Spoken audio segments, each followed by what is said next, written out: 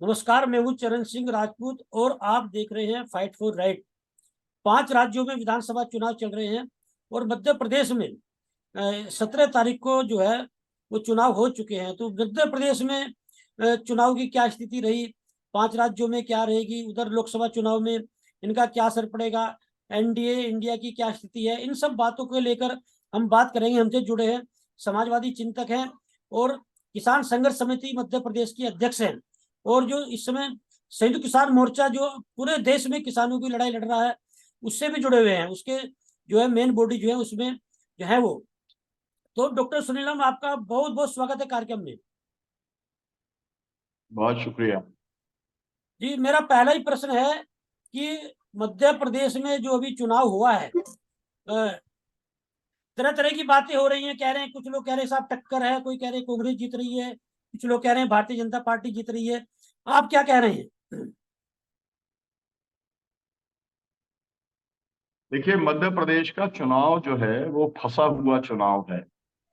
जी। इस चुनाव में जो है वो जब हम उसका विश्लेषण करें तो ये याद रखना जरूरी है कि पहले भी जब चुनाव हुआ था तो 5 सीटों का अंतर था।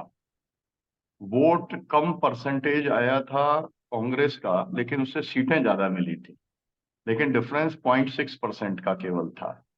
और आपको मालूम है कि फिर सरकार बनाई, फिर सरकार के अंदर अपहरण हो गया, 22 एमएलए को खरीद लिया गया और फिर उसके बाद में भाजपा की सरकार चली। ये बैकग्राउंड याद रखना यहाँ पर जरूरी है।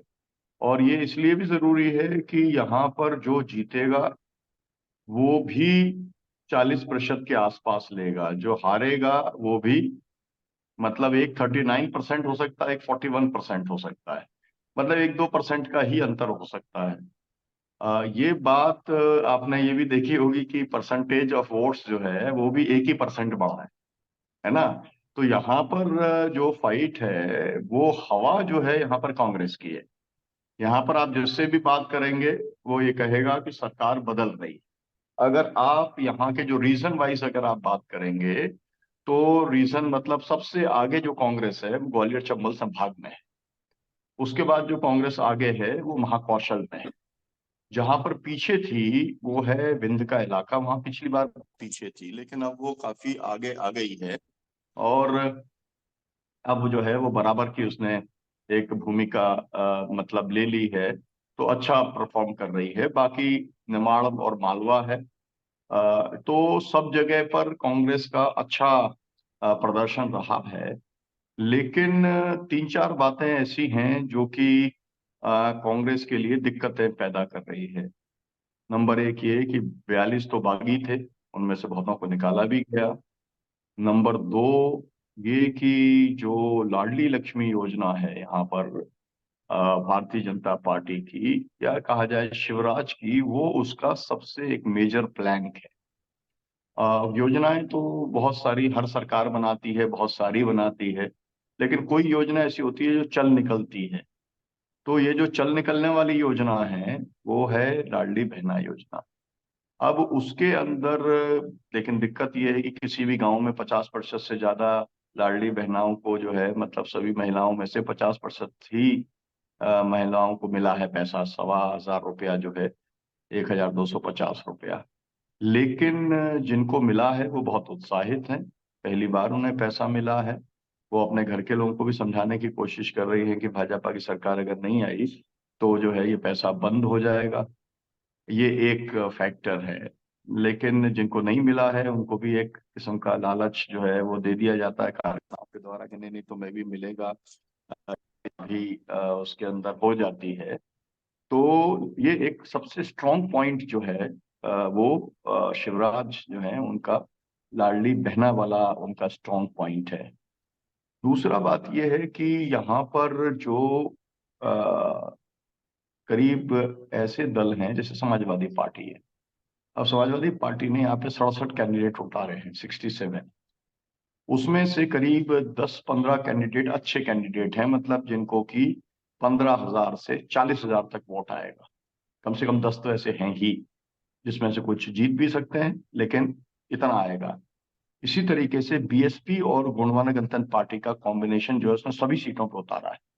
उसके भी कम से कम 15 जो है ऐसे कैंडिडेट्स हैं, 15 से 20, जो कि 15,000 से 25-40,000 तक वोट लेकर के आएंगे।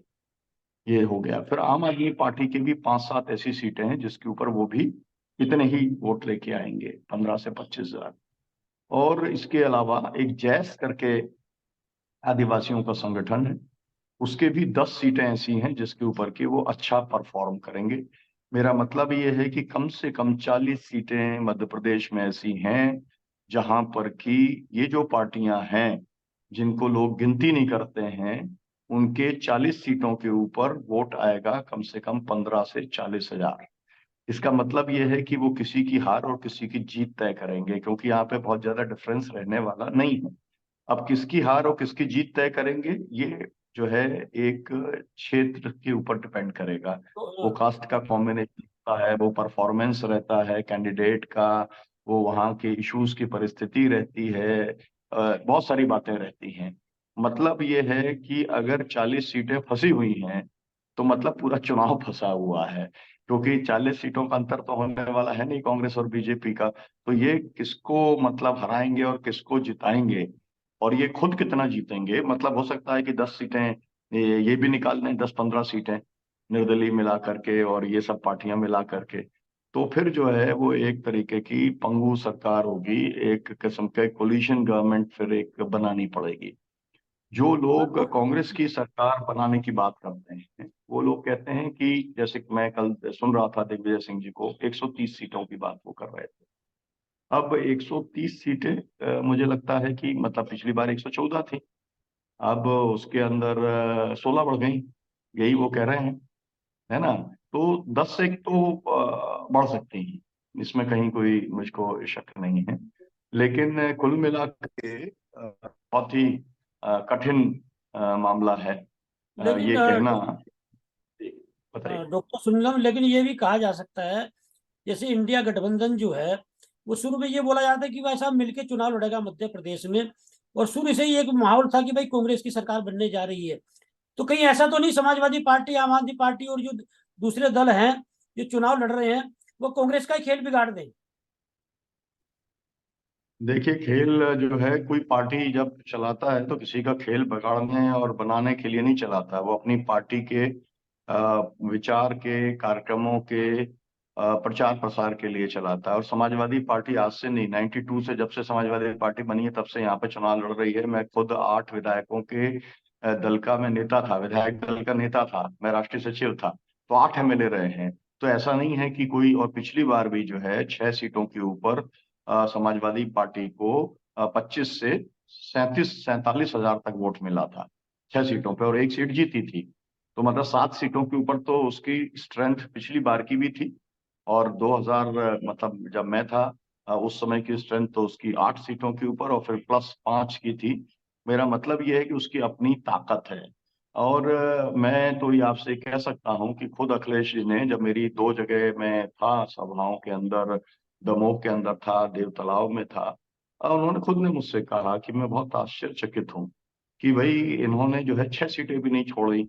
जबकि 6 सीट वो छोड़ देते, सीपीआई सीपीएम के लिए एक एक सीट छोड़ देते, तो फिर सीपीआई सीपीएम को भी जो लड़नी पड़ रही हैं सीटें, वो भी नहीं लड़ते और एक इंडिया गठबंधन जो है वो शामिल रहता। सब जो है आम आदमी पार्टी को भी 4-5 सीटें देने की स्थिति थी। हमने ये वाली बात लगातार आर्ग्यू की थी चरण सिंह जी, कि भाई आप मान लो बहुत मैक्सिमम आप कहोगे, मतलब जैसे कहते हैं ना, आप अगर कोई सपना देखोगे तो वो 150 का देख लोगे, तो भी 80 सीटें हारोगे। तो उन 80 में से ही दे दो 15 सीटें, तो तुम्हारा पूरा एक ऑपोजिशन का एक बढ़िया अलायंस बन जाएगा। लेकिन मुझे लगता है कि कांग्रेस के अंदर इतना घमंड है कि वो बात ही नहीं करना चाहते हैं। बात भी उन्होंने की और उसके बाद में उसका कुछ नतीजा नहीं निकला। तो अब ये जो घमंड है, या ये है कि हम अकेले ही राज करने का काम करेंगे, मुझे लगता है कि इस सोच को कांग्रेस पार्टी को बदलना पड़ेगा। और वो मजबूरी में बदलेगी तो उसकी अच्छा ये रहता है कि एक सोच के तौर पे, रणनीति के तौर पे, विचार के तौर पर अगर वो बदलते तो अच्छा है।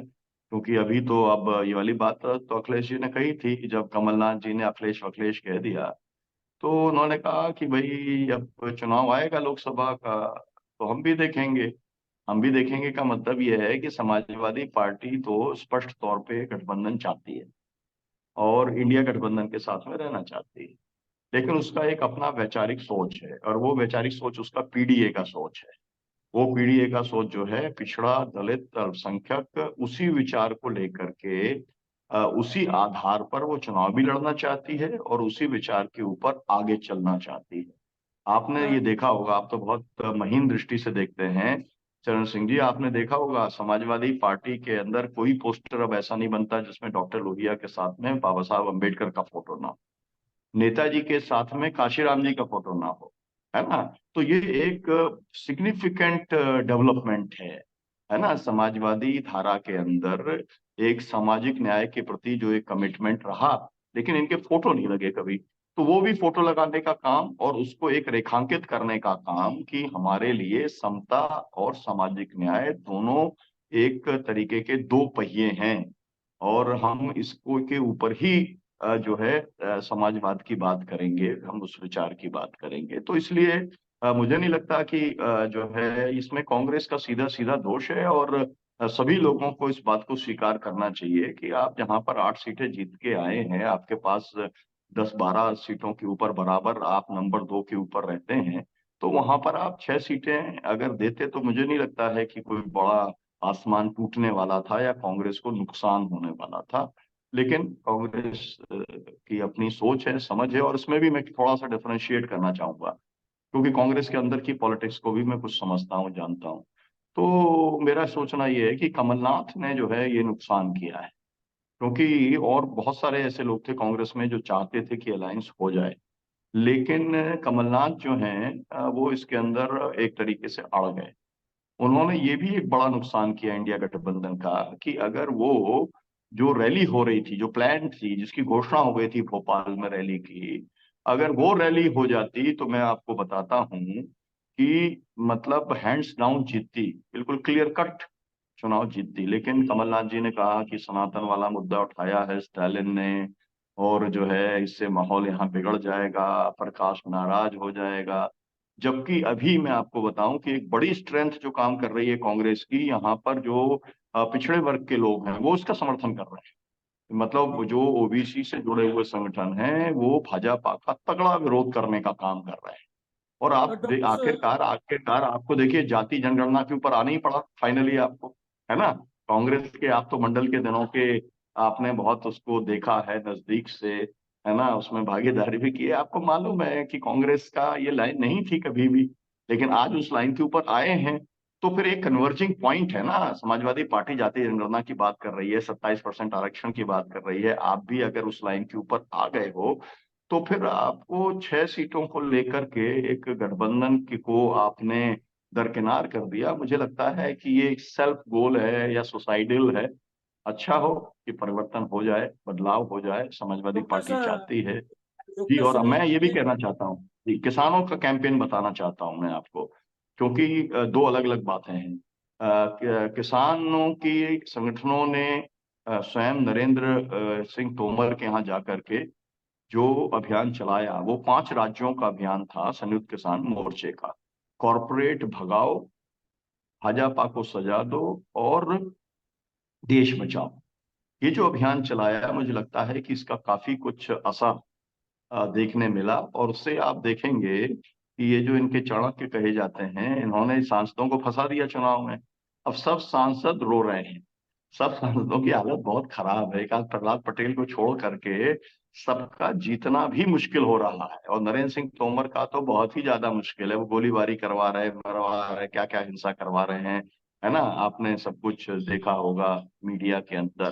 तो किसान आंदोलन की भी एक भूमिका, एक प्रभाव, वो इस चुनाव के अंदर आपको दिखाई देने का काम करेगा, क्योंकि हमने ये कहा है कि भाजपा को सजा देने का काम करना चाहिए, क्योंकि इसने एक 3 कानून थोपे, 380 किसानों को जो है, जो हमारे 725 किसान शहीद हुए, 380 दिन का हमारा आंदोलन चला, और ये सब करने वाला जो है नरेंद्र सिंह तोमर था, है ना, कर रहा था जो है अडानी अंबानी के लिए। तो हम ये सब मुद्दे हम लोगों ने उठाने का काम किया है। जी। जी डॉक्टर सुनीलम, इस समय ये बात बड़ी प्रमुखता से देखी जा रही है कि राज्यपाल को आगे करके केंद्र सरकार कुछ भी कर ले रही है। यदि 2-4 सीटें कम रह जाती 10-5 भारतीय जनता पार्टी की, पिछली बार भी आपने खेल देखा होगा कि आज की तारीख में कोई लोकतंत्र की जो एक परंपरा रही है वो उस पर कोई ध्यान नहीं दे रहा, विशेष रूप से आप देख ही रहे भारतीय जनता पार्टी।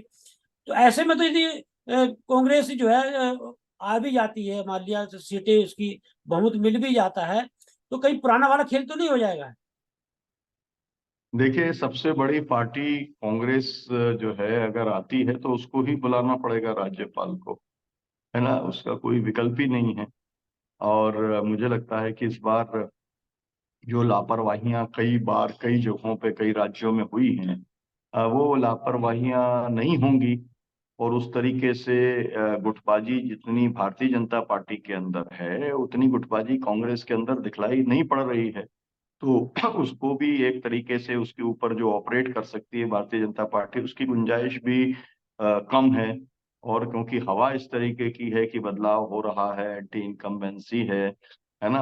और इसलिए शिवराज सिंह चौहान को खुद पीछे हटाने का काम किया। अब आप सोचिए ना, इससे बड़ी क्या नासमझी क्या होगी कि भारतीय जनता पार्टी ने मतलब प्रचार किया नरेंद्र सिंह तोमर के इलाके में कि यही सीएम बनेंगे, कैलाश विजयवर्गीय के इलाके में यही सीएम बनेंगे, है ना, प्रहलाद पटेल यही सीएम बनेंगे। तो मतलब उन्होंने मतलब जितने सांसद लड़ाए उतने सीएम के चेहरे उन्होंने खड़ा करने का काम किया। मुझे लगता है कि ये भी एक आत्मघाती कदम था, लेकिन अब चाणक्य उठाता है।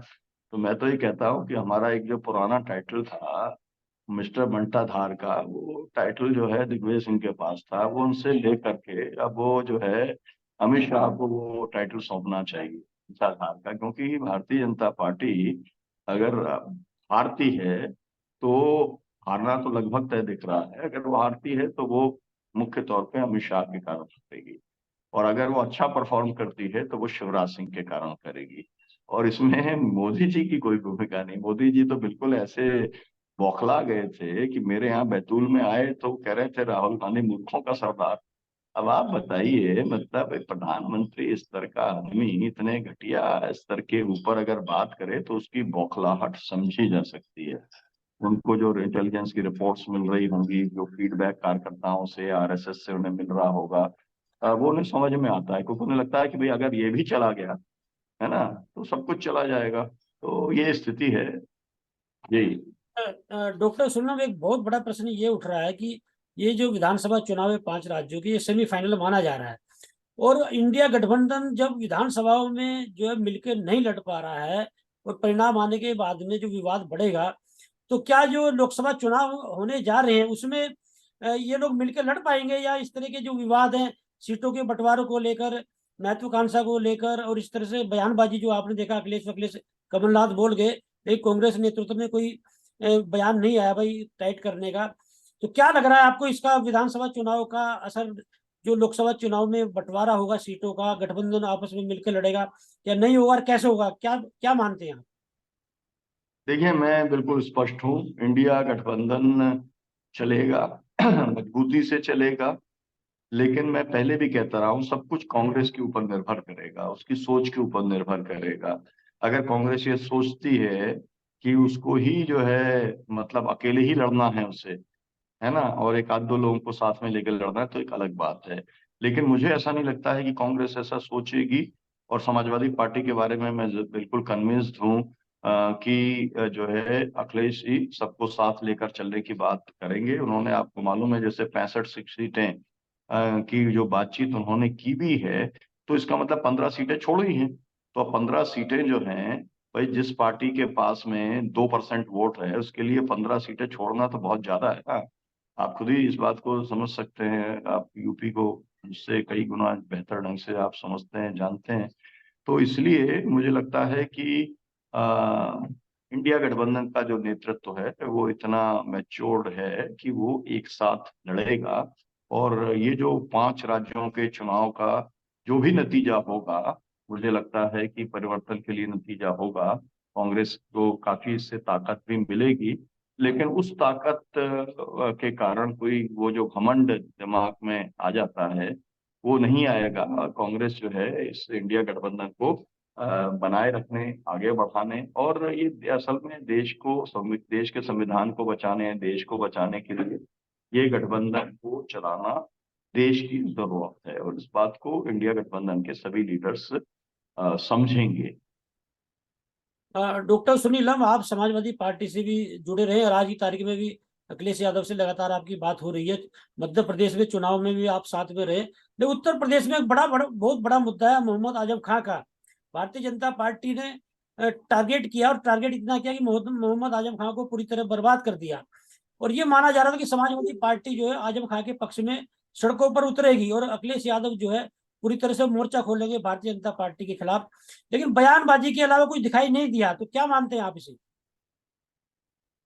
देखिए, नंबर एक तो ये कि मैं समाजवादी पार्टी का प्रवक्ता नहीं हूँ।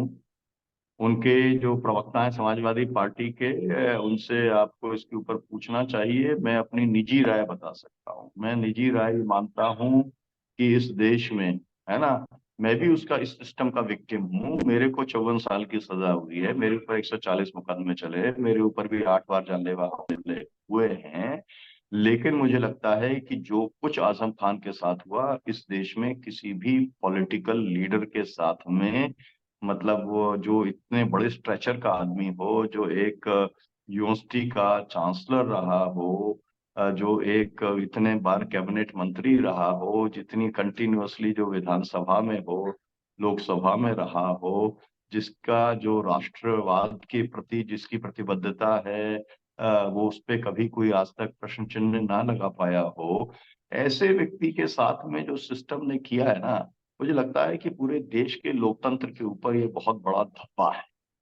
अब सवाल ये आता है कि इसको मुद्दा बना के आप अगर आगे बढ़ते हैं, तो वो जो है योगी का एजेंडा आगे आ जाता है। क्योंकि आपको मालूम है कि पूरी नफरत की राजनीति, घृणा की राजनीति, हिंसा की राजनीति जो है, वो भारतीय जनता पार्टी का मुख्य वैचारिक आधार है। और जो ही आप ये शुरू कर देते हैं, त्यों ही पोलराइजेशन जो है वो एकदम खड़ा हो जाएगा। इसमें तो कोई शक नहीं है कि जो है एक आजम खान इस देश के नेता हैं, है ना। और अगर एक बड़े तौर पे एक आंदोलन शुरू हो जाए देश के अंदर, तो फिर कौन पोलराइज होगा सबसे पहले? सबसे पहले, ठीक है, समाजवादी वर्कर पोलराइज होगा, लेकिन मुस्लिम तो पोलराइज होगा ना, क्योंकि उसका एक सेंटिमेंट है उसके। अगर आप सबसे बड़े लीडर के साथ में, इस देश के अंदर सबसे बड़ा लीडर अगर कोई है मुस्लिम जमात का, और जो एक किस्म का एक बहुत ही जिसे कहते हैं राष्ट्रवाद की सोच रखता है, समाजवाद की सोच रखता है, तो आजम खान है। तो पूरे देश के अंदर तो एक जो जब खड़े होगा मामला, तो पोलराइजेशन इसके अंदर आगे बढ़ाने में। और आपको मालूम है कि जब आप आंदोलन चलाते हैं, हम तो मतलब आंदोलन जीवी ही कहे जाते हैं, तो आपको मालूम है कि जब कोई बड़े मास मूवमेंट चलते हैं, तो उसके अंदर पुलिस की हरकत क्या होती है, सरकार की साजिश क्या होती है, हम तो बहुत बार इसके शिकार बने हैं। तो वो सब एक खतरे हैं। और लेकिन समाजवादी पार्टी, मुझे लगता है कि उनके साथ है, और एक तरीके का दोनों को अलग नहीं किया जा सकता। आजम खान और समाजवादी पार्टी को किसी भी हालत तक अलग नहीं कर सकता, ऐसा मतलब मैं देखता हूँ, और ऐसी मुझको जानकारी भी है। लेकिन मैं ये कहना चाहता हूँ कि ये जिम्मेदारी अकेली समाजवादी पार्टी की नहीं है। कांग्रेस पार्टी को क्यों नहीं करना चाहिए? पूरे इंडिया अलायंस को क्यों नहीं करना चाहिए? इस देश के अंदर जन संगठनों को क्यों नहीं करना चाहिए? आप मुझे बताइए, जिन लोगों को भीमा कोरेगांव के अंदर गलत फंसाया गया, ठीक है, आप उनके साथ खड़े हैं। जिनको दिल्ली दंगों में फंसाया गया, आप उनके साथ खड़े हैं, तो आजम खान के जो है साथ क्यों नहीं खड़े होंगे? उनके बेटे को, उनकी पत्नी को, मतलब इसका कोई, देखिए, अनपैरेलल है, इसका कोई दूसरा उदाहरण इस देश के अंदर नहीं है, है ना, जिसके अंदर आपने पत्नी को भी, बच्चे को भी। और अभी तो वैसी स्थिति की बात आ गई है कि जैसे अतीक का एनकाउंटर हुआ, उस तरीके की आशंका फैल गई है। बहुत सारे लोग हैं जो मुझे फोन करते हैं, कहते हैं डॉक्टर साहब ऐसा भी हो सकता है क्या?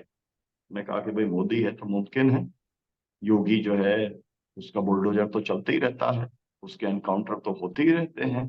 लेकिन मेरा कहने का मतलब है, ये पूरे देश की चिंता का विषय होना चाहिए, है ना। ये आप मेरे को बताइए, कितने लोग हैं, है ना, चरण सिंह जी, आप तो ये प्रश्न कर रहे हैं, लेकिन गोदी मीडिया के अंदर बताइए, पूरे देश के अंदर, मैं सोशल मीडिया के ऊपर भी कहूंगा, कितने लोग हैं जो आजम खान के ऊपर कंटिन्यूस स्टोरी करने का काम कर रहे हैं?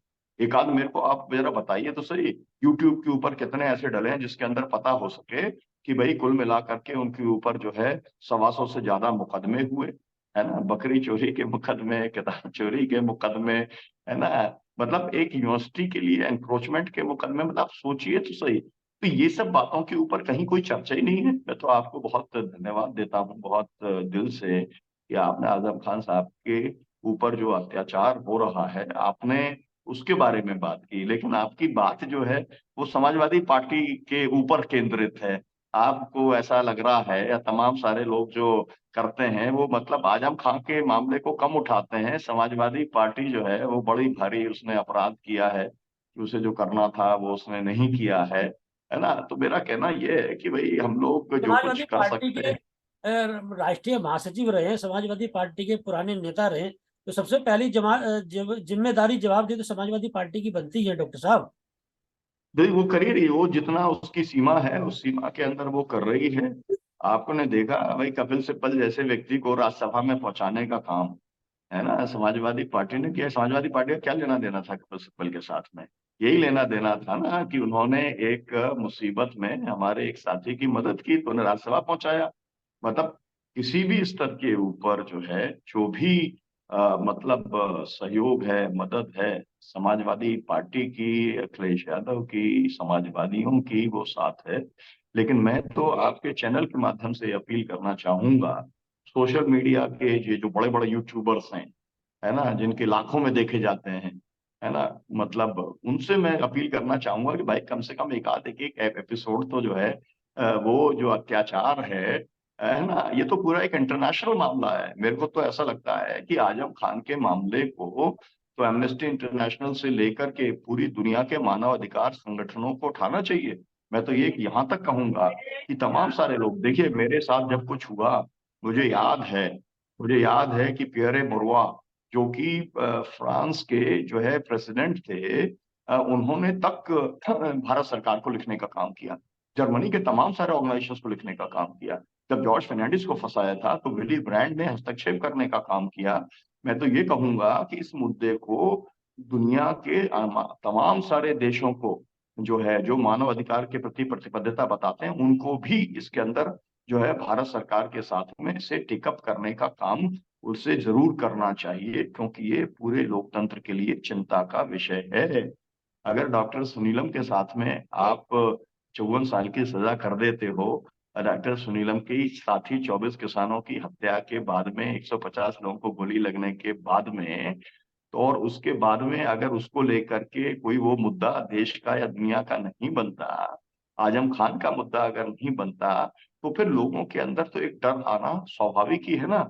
लोगों को लगेगा कि डॉक्टर सुनीलम के साथ अगर हो सकता है तो हमें कौन है बचाने वाला? आजम खान के साथ में जो इतनी बड़ी, एक तरीके की इससे बड़ी सेलिब्रिटी कौन है? भाई नेताजी थे ना केवल, है ना। हमारी नेताजी के बाद में एक तरीके से नंबर 2 के ऊपर रहे ना, है ना। जनेश्वर जी का एक अलग किस्म का स्ट्रेचर था, है ना, एक बेनी वर्मा जी थे, उनका मतलब एक अलग किस्म के स्ट्रेचर वाले, लेकिन एक एक बड़े, एक स्टालवर्ड लीडर के तौर पर इनका रहा। तो इसको देखें, इसके लिए तो इंटरनेशनल कैंपेन भी चलाने की बहुत जरूरत है। और मैं आपके माध्यम से, आपके चैनल के माध्यम से अपील करना चाहूंगा कि लोगों को, है ना, जैसे लोग जो है उसके लिए चलाते हैं, मैं देखता हूँ वो जो आईपीएस संजीव भट्ट है ना, मैं सोशल मीडिया के ऊपर तमाम सारे, मैं ग्रुप्स में देखता हूँ संजीव भट्ट के लिए तमाम सारे लोग तमाम सारे कैंपेन्स चलाने का काम करते हैं। तो मैं तो कहना चाहूंगा, जन संगठनों के लोगों से भी कहना चाहूंगा, जो पूरे देश के अंदर मानव अधिकार कार्यकर्ता हैं, मैं उनसे भी कहना चाहूंगा कि भाई आप लोगों को इसके अंदर एक्टिव पार्टिसिपेशन करना चाहिए। ये कोई जिम्मेदारी अकेली समाजवादी पार्टी की नहीं है, ये देश से जुड़ा मामला है, देश के लोकतंत्र के साथ जुड़ा हुआ मामला है, भारत के अंदर हर नागरिक को दिए हुए संवैधानिक अधिकारों के साथ जुड़ा हुआ मामला है। ये हमारी सामूहिक जिम्मेदारी है, और मैं उस जिम्मेदारी को स्वयं अपने ऊपर भी मानता हूँ कि मेरे को भी करना चाहिए। तो लेकिन एक सीमा है, जितना संभव है हम लोग कर रहे हैं। डॉक्टर जी। सुनील, एक बहुत बड़ा प्रश्न इस समय देश में है कि विपक्ष बदलाव की बात कर रहा है, लेकिन जैसे किसी भी पार्टी के नेता पर जो है एक टारगेट करती है केंद्र सरकार, जैसे आम आदमी पार्टी इस समय टारगेट पर है, दिल्ली में आप देख रहे होंगे, और भी दूसरे दलों के नेता भी हैं, लेकिन विपक्ष जो है एक एकजुट होकर जो है इन बातों का विरोध नहीं कर पाता। चाहे बेरोजगारी का मामला हो, आपका कानून व्यवस्था का मामला हो, आपके और भी जो मुद्दे हैं, महंगाई का मामला हो, तो एकजुट होकर जो है विपक्ष कोई बहुत बड़ी रैली नहीं कर पा रहा है, बहुत बड़ा संदेश नहीं दे पा रहा है। तो इन परिस्थितियों में कैसे बदलाव होगा, कैसे ये लोग एकजुट होंगे, कैसे लोगों का इन पर विश्वास जमेगा, तो थोड़ा इस पे प्रकाश डालिए डॉक्टर सुनील। चरण सिंह जी, आपकी चिंता एकदम वाजिब है। और इंडिया गठबंधन को, मैं तो जब इंडिया गठबंधन बना था तभी मैंने कहा था, आपको कुछ नहीं करना है, आपको महीने के अंदर 2 रैली करनी है जिसके अंदर सब 26 पार्टियों के प्रमुख नेता जाएं। आपके पास में 11 जगह विपक्ष की सरकारें हैं। ये 26 पार्टियों की सबकी अपनी ताकत है 50-50 लाख लोगों को इकट्ठा कर लेने की, है ना, किसी की ताकत कम नहीं है। तो आप बिल्कुल एक साथ प्लान कर लीजिए, 24 का चुनाव के पहले हर 15 दिन में आपकी एक राष्ट्रीय स्तर की बड़ी रैली होगी और उसकी जिम्मेदारी आप दे दीजिए। लेकिन शुरुआती जो है, मतलब एक तो रैली हो पाई थी, लेकिन उसके बाद में इसको ही पूरा कांग्रेस ने पंचर कर दिया, है ना। नहीं तो भोपाल वाली रैली होती, है ना, उससे काफी ज्यादा एकजुटता बनती, काफी जो है उससे मोबिलाइजेशन होता। खैर, मुझे लगता है कि चुनाव के बाद में इन सब बातों के ऊपर बहुत गंभीरता से चिंतन मनन होगा। और मैं तो ये एकदम साफ तौर पे देख रहा हूँ, जो काम लालू यादव के साथ में साजिश करके किया गया था वही काम अब अरविंद केजरीवाल के साथ होने वाला है। मैं ये देख रहा हूँ कि अरविंद केजरीवाल को जेल में डाला जाएगा, 2024 के पहले निकलने नहीं दिया जाएगा। जो है भारतीय जनता पार्टी की ये स्ट्रेटेजी होगी कि जिस तरीके से उन्होंने लालू यादव को बाहर कर दिया एक तरीके से पॉलिटिक्स से, वो तो ठीक है, तेजस्वी निकले, उनकी पार्टी निकली कि वो संभाल लिया उन्होंने। और कई लोग कहते हैं कि तेजस्वी ने जो है लालू जी से भी बेहतर ढंग से संभाल लिया, है ना। लेकिन अभी उतना मैच्योर होने में, अनुभव जितना होता जाएगा उतने मैच्योर वो होते चले जाएंगे। लेकिन मुझे ऐसा लगता है कि पूरी की पूरी पार्टी को खत्म करने की साजिश है। जैसे यहाँ पर आपने अरविंद केजरीवाल की बात आपने की, आपने अभी आजम खान साहब की बात की थी, तो आजम खान साहब के माध्यम से भी समाजवादी पार्टी को खत्म करने की साजिश का एक हिस्सा, है ना। लेकिन बाकी लोगों के ऊपर हाथ नहीं डाल पाने की हिम्मत हुई। यहाँ पर आपने सत्येंद्र जैन को किया, आपने मनीष सिसोदिया को किया, आपने संजय सिंह को किया, और अब आप जो है डाल देंगे अंदर जो है इसको अरविंद केजरीवाल को। और कोई भी बहाना लगा करके आप जो है भगवंत सिंह मान की सरकार को आप बर्खास्त कर देंगे। कुल मिलाकर के 2024 के अंदर कोई जो है चैलेंज ना रहे आम आदमी पार्टी की तरफ से, ये सुनिश्चित करने का काम मोदी सरकार करेगी, ऐसा मेरे को आशंका है। हो सकता है आशंका गलत साबित हो तो मैं बहुत खुश होऊंगा, लेकिन मुझे ये गेम प्लान एकदम साफ साफ दिखलाई पड़ रहा है। लेकिन मैं ये चेताना चाहता हूँ भारतीय जनता पार्टी को, अपने जिंदगी के आंदोलन के अनुभव के हिसाब से जितना रिप्रेशन होगा उतना बाउंस बैक करेगी आम आदमी पार्टी। मैं आम आदमी पार्टी में नहीं हूँ, मैं कोई आम आदमी पार्टी का समर्थक भी नहीं हूँ, लेकिन आम आदमी पार्टी भारतीय जनता पार्टी के साथ में जितना लड़ती है उस लड़ाई का मैं समर्थक, ये बात जो है बिल्कुल स्पष्ट तौर पर है। और इसलिए जो उसके साथ में, मतलब आप मेरे को बताइए कौन सी हिंदुस्तान के अंदर एक पार्टी है जिसके इतने विधायकों के ऊपर फर्जी मुकदमे लगा दिए हो जितने आम आदमी पार्टी के ऊपर लगाने का काम किया। हालांकि हमारे बहुत सारे मित्र हैं सोशल मीडिया में, आपके भी मित्र हैं, वो जो है बी टीम बोलते हैं आम आदमी पार्टी को। हमने कहा ऐसी ही बी टीम बनाओ कि उसके खास लोगों को जेल के अंदर डाल दो, उन पर मुकदमे लगा दो। तो मैंने कहा भाई आप भी बन जाओ तो वो भी अच्छा रहेगा। तो खैर, ये लोगों की अपनी अपनी समझ है, लोग अपनी पॉलिटिक्स करते हैं। लेकिन मैं आपकी इस बात से, जो मूल आपका प्रश्न था, मैं सहमत हूं कि ज्वाइंट लड़ाई, बड़ी लड़ाई लड़ने का काम करना पड़ेगा। नहीं तो आप ये देखिए, अडानी को जिसने चैलेंज किया, है ना, हम लोग तो छोटे कार्यकर्ता है ना, इसलिए हमारी चर्चा देश में थी। लेकिन हमने सबसे पहले छिंदवाड़ा के अंदर अडानी पेज पावर प्रोजेक्ट के अंदर हमने चैलेंज किया, हमारे ऊपर हमला कराया गया, हमारे को एक पैसे का लालच देने का काम किया गया, और उस हमले के अंदर अडानी के लोगों को सजा भी हुई, है ना। और इसके बावजूद जो है उन्होंने हमको सजा कराई, ये कॉन्स्पिरेसी उनके द्वारा की गई। तो खैर उसकी चर्चा नहीं हुई। लेकिन फिर राहुल गांधी ने मामले उठाए, राहुल गांधी की सदस्यता चली गई। संजय सिंह ने मामले उठाए, उसकी जो है जेल पहुंचा दिया। महुआ मोत्रा ने उठाया, उसको पहुंचा दिया। मतलब जो अडानी से टकराएगा वो चूर चूर हो जाएगा। ये मोदी जी का ये सार, ये संदेश है, ये उनका नारा है, ये उनकी सोच है, ये भारतीय जनता पार्टी का विचार है। तो जब ये विचार है तो मैं तो कहता हूं कि भाई हिम्मत दिखाओ इंडिया गठबंधन के लोगों। हमने एक सम्मेलन किया था मुंबई के अंदर, है ना, मुंबई के साथियों ने हमारे किया था। और हम भारत के लोग इंडिया के लिए, उसमें मैंने कहा था, उसमें 3-4 जो कोऑर्डिनेशन कमेटी के लोग हम लोग आए थे।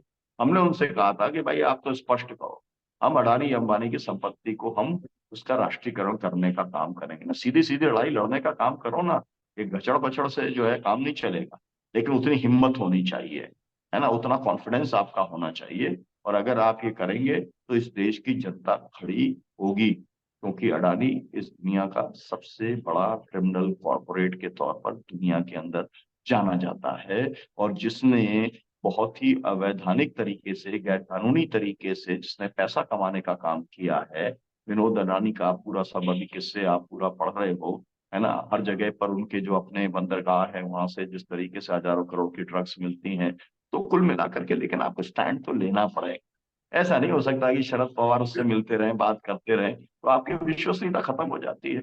आपको बाकायदा कितना ही बड़ा नेता हो, शरद पवार से आपको मीटिंग के अंदर पूछना पड़ेगा कि आप बताइए, है ना, हमारा ये स्टैंड है, आपका ये स्टैंड क्यों है ना। और आप जो है अपने स्टैंड को आप बदलिए, आप एक गौतम अडानी से मिलना जुलना बंद करिए। और नहीं तो कह दो भाई कि अडानी हमारा दुश्मन नहीं है ना, इंडिया गठबंधन कह दे, है ना, कि भाई हमारी कोई प्रॉब्लम नहीं है। इस देश के अंदर जो है उद्योगपति भी रहेगा, कॉरपोरेट भी रहेगा, और हम भी रहेंगे। हम उसको इशू नहीं मानते तो ठीक है, जो बाकी लोग हैं हम अपनी लड़ाई को लड़ने का काम करेंगे, है ना। कोई ऐसा थोड़ी है कि कोई पार्टियों के भरोसे ही लोग बैठे रहेंगे, जो लड़ने वाले हैं वो लड़ते हैं। आप लोग चलाते हैं आंदोलन, चरण सिंह जी, कौन मदद करता है पार्टी का? लेकिन आप लोग चला रहे नहीं चला रहे, दमसारी से चला रहे हो आप अपना, चलाते रहेंगे आप लोग भी जो है ना। लेकिन साफ सफाई होनी चाहिए। मैं इस जी बात से डॉक्टर आपके साहब, एकदम सहमत हूँ। या जी गठबंधन को समय एकदम। का अभाव है। बहुत बहुत धन्यवाद आपका हमसे बात करने के लिए। बहुत शुक्रिया आपका।